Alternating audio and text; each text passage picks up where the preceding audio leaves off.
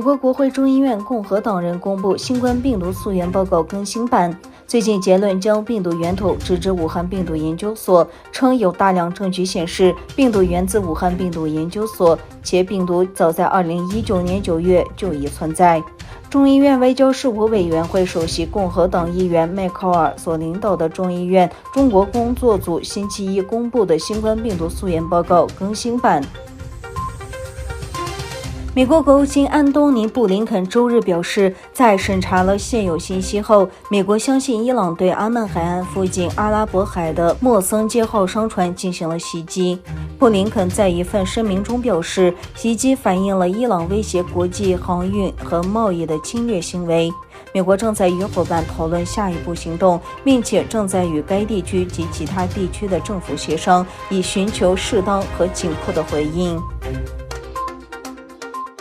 鉴于阿富汗最近的事态发展，俄罗斯和乌兹别克斯坦军队于周一在阿富汗边境附近开始进行联合军事演习。两国担心阿富汗的安全局势可能恶化，影响会延伸到中亚。将有1500名俄罗斯和乌兹别克斯坦士兵参加为期5天的演习。演习从乌兹别克斯坦的泰尔梅茨军事基地开始。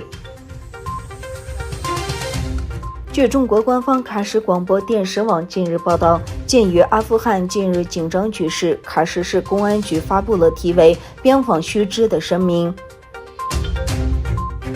新冠德尔塔病毒在中国迅速传播，确认被视为传染力极强的德尔塔病毒株传至北京。据南华早报消息，为阻止德尔塔变种在北京传播，部分飞往该市的航班、火车和巴士服务已停止。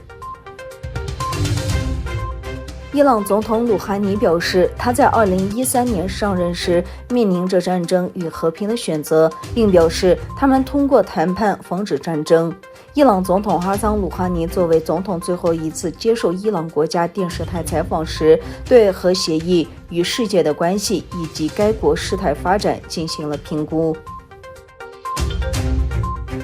中国中部河南洪灾遇难人数增加2倍，超过300人。据法新社报道说，周一中国中部地区7月20日洪灾的死亡人数被大幅上调，地方当局现在报告有302人死亡，50人失踪。